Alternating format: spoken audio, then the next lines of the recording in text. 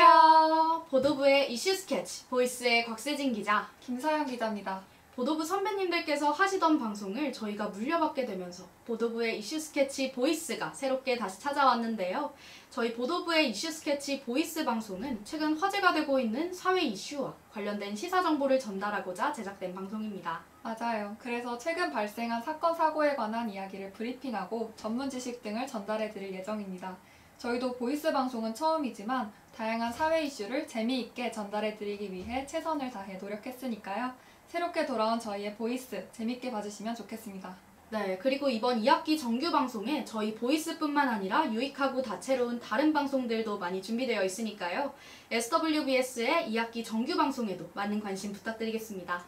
네, 그럼 오늘의 보이스 시작해봐야겠죠? 곽 기자님, 2024년 2학기 첫 보이스의 주제는 무엇인가요? 네, 오늘의 주제는 바로 음주운전인데요. 뉴스나 기사들을 통해 현재 우리나라에서 끊임없이 음주운전 사고가 발생하는 것을 볼 수 있는데요. 인터넷 검색창에 음주운전이라고 검색만 해봐도 정말 다양한 사고 관련 기사들이 쏟아져 나오더라고요. 맞아요. 그리고 유명 연예인들의 음주운전 사고도 자주 보도되곤 하는데요. 오늘 보이스에선 최근 한 연예인의 음주운전 뺑소니 사건에 대해 다뤄보려고 합니다. 네, 지난 5월에 일어난 사건이죠. 바로 가수 김호중 씨의 음주 뺑소니 사건인데요. 이 사건 이후 이와 유사한 모방 범죄도 다수 일어났다고 합니다. 따라서 오늘은 음주 뺑소니 사건과 현재 우리나라 음주운전 범죄의 심각성에 관해 사건 브리핑을 통해 알아보겠습니다. 2024년 5월 9일 서울 강남구 신사동에서 한 흰색 SUV 차량이 편도 1차선 차로에서 갑자기 중앙선을 침범해 마주서 있던 택시와 충돌하곤 달아났습니다. 차량의 앞바퀴가 들릴 만큼 큰 충돌이었는데요. 이후 달아난 차량은 골목길에서 빠른 속도로 주행하기 시작했습니다. 네, 앞서 택시와의 충돌 이후 달아난 가해 차량은 옆 골목에서 멈춰섰는데요. 이후 차에서 내린 운전자는 CCTV를 통해 확인해보니 트로트 가수 김호중 씨였습니다.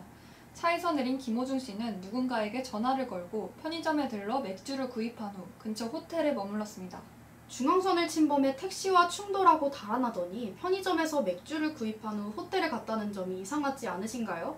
더 이상한 사실은 해당 사건 발생 3시간 뒤 자수를 하겠다며 경찰서로 찾아온 사람이 김호중 씨가 아닌 김호중 씨의 매니저였다는 점인데요. 김 씨의 매니저는 김호중 씨의 옷으로 갈아입은 후 대리 자수를 했던 겁니다. 맞습니다. 그리고 사고 이후 차량의 블랙박스 메모리 카드가 사라진 상태였는데 이에 대해서는 김 씨의 또 다른 매니저가 본인의 판단으로 메모리 카드를 제거한 것이라고 밝혔습니다. 또한 소속사는 김호중 씨가 사고에 대한 조치를 하지 않고 떠난 것은 음주가 아닌 공황장애로 인한 것이었다고 강력하게 혐의를 부인했었는데요. 실제로 지난 8월 19일 진행된 두 번째 재판에서 음주운전 혐의로는 기소되지 않아 혐의에서 빠졌다고 합니다. 현행법상 음주운전으로 형사처벌을 하기 위해서는 운전 당시 혈중 알코올 농도가 0.03% 이상이었음을 입증해야 하는데 검찰은 이를 증명하기 어려울 것으로 본 거죠. 네, 앞서 사고 직후 김 씨가 편의점에 들러 맥주를 사서 호텔로 향했다고 말씀드렸죠. 이것은 음주운전 사고를 내고 다시 술을 마셔 혈중 알코올 농도 산정을 어렵게 하는 일명 술타기 수법이었습니다. 이러한 수법으로 김 씨의 재판에서 음주운전 혐의가 빠지게 된 겁니다. 음주 수칙을 확정하기 어려워 결국 검찰은 김 씨를 도로교통법상 사고 후 미조치, 범인 도피교사 등의 혐의만 적용해 재판에 넘겼다고 합니다. 맞아요. 하지만 국가수 감정 결과 김호중 씨의 소변에서 음주 흔적이 나온 걸로 확인되며 기준치 이상의 술을 마셨을 거라고 하는데요. 이는 음주는 절대 하지 않았다고 강력히 부인하던 소속사와의 입장과는 반대되는 내용이었죠. 그리고 해당 사건 이후 음주사고 후 도주하여 술을 사는 행위를 하는 이른바 술타기 수법을 시도하는 음주운전자들이 다소 늘었다고 하는데요. 사고를 통해 택시기사에게 부상을 입히고 이른바 술타기 수법으로 전략적인 접근을 하여 다른 모방범죄 또한 만들었던 이 사건이 참 충격적이고 다시는 반복돼서는 안 될 문제라고 생각합니다. 맞습니다. 음주운전은 도로 위에 예비살인자라는 말이 있을 정도로 정말 해서는 안 될, 절대 근절되어야 할 문제죠. 그렇다면 이번엔 전문가님께서 음주운전을 처벌하는 법안과 기준은 어떻게 되는지 자세히 알려주신다고 합니다. 함께 들어보시죠. 보이스 캐쳐!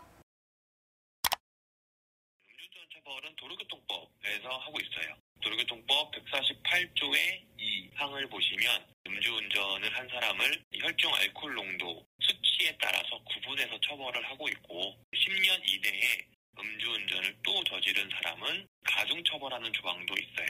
음주운전 뺑소니라고 하는 거는 특정범죄 가중처벌 등에 관한 법률이라고 해서 별도의 법안이 있어요. 특정범죄 가중처벌 등에 관한 법률 제5조의 3을 쉬면 도주차량 운전자의 가중처벌이라고 해가지고 술에 취한 사람이 교통사고를 냈는데 그리고 사람이 다쳤는데 사후 조치를 취하지 않고 도주를 하면 가중처벌하게 되는 조항이 있고요. 요거는 좀 형이 세요. 그래서 만약에 피해자가 사망했다라고 하면은 최하 5년 이상 징역에 처하도록 규정이 되어 있고 사람이 다쳤다라고 하면은 1년 이상의 징역 또는 500만 원 이상 3천만 원 이하 벌금에 처하도록 규정이 되어 있어요. 음주운전을 처벌하는 도로교통법 148조의 2를 보면은 혈중 알코올 농도에 따라서 음주운전을 처벌하는 수준이 달라져요. 결국 음주운전자를 처벌하는 거는 그 사람이 운전을 할 당시에 혈중 알코올 농도가 얼마였는지 이거에 따라서 처벌 수준이 달라지는데 음주운전에 단속이 됐는데 그 단속을 피해서 술을 먹어버리면 혈중 알코올 농도가 확 올라가죠. 그러면 이 사람이 술을 먹었을 때 혈중 알코올 농도가 얼마인지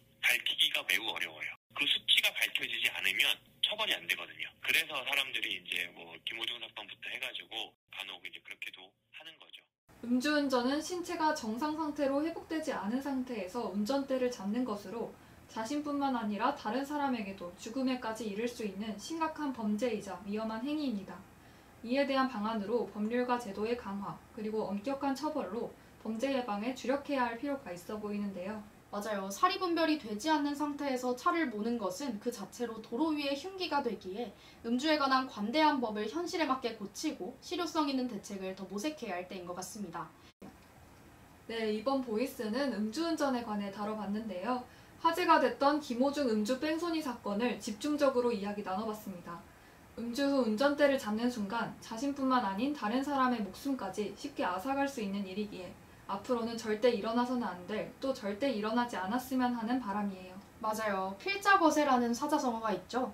모든 일은 반드시 작은 것에서 시작된다라는 뜻으로 작은 일을 쉬이 여기지 않아야 큰 일이 생기지 않는다는 의미로 사용됩니다. 모든 일이 그렇겠지만 필자거세, 작은 일이라도 가볍게 여기고 넘어간다면 결국 후회하는 일이 생기기 마련일 텐데요. 한순간의 작은 한 잔으로 다른 사람과 자신에게 피해를 입힐 수 있는 음주운전.